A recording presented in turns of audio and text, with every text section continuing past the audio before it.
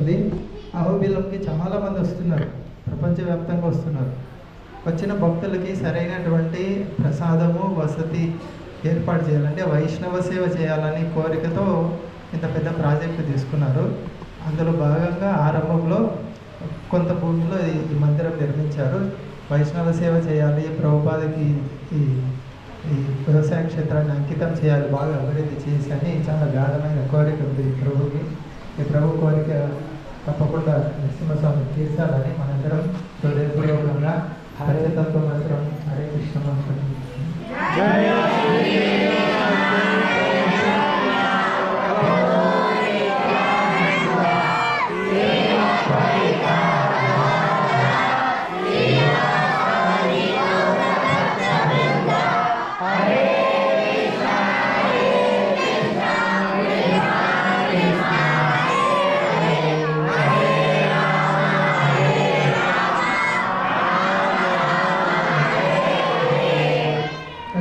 కృప చాలా ఉంది ప్రభుకి.